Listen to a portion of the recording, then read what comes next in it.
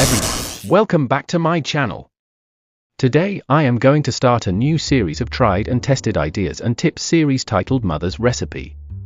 In that series today, I'm going to show you how to make hibiscus leaves thalli for hair and talk about its amazing benefits. These tips and tricks have been taught to me by my late mother Shri Indira Das. Hope you watch it and use it in your daily life. Hibiscus is a fantastic natural ingredient for hair care, and I'm excited to share this with you. Let's get started. First, let's gather our ingredients. You'll need fresh hibiscus leaves, about 10 to 15 leaves. Hibiscus flowers, fresh or dried. Aloe vera 1.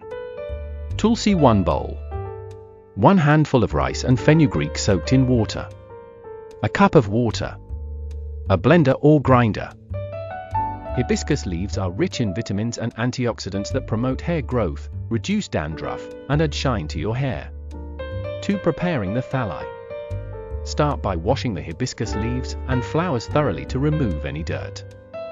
Next, add the leaves and all the ingredients to a blender along with a cup of water. Blend until you get a smooth paste. Now, strain the mixture using a strainer to remove any solid particles. What you have left is a smooth, green thalli that's ready to use. 3. Application. To apply the thalli, section your hair and start applying it from the roots to the tips. Make sure to cover your entire scalp and hair. Leave it on for about 30 minutes to an hour. After the waiting period, rinse your hair thoroughly with lukewarm water. You can follow up with a mild shampoo if needed.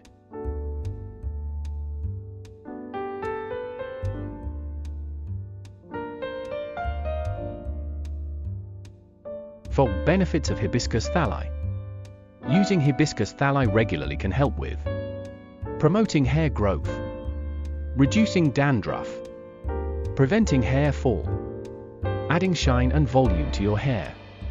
It's a natural and effective way to keep your hair healthy and beautiful. For best results, you can apply hibiscus thalli to your hair once or twice a week.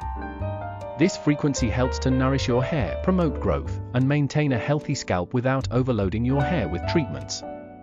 If you notice any irritation or if your hair feels too heavy, you can adjust the frequency accordingly.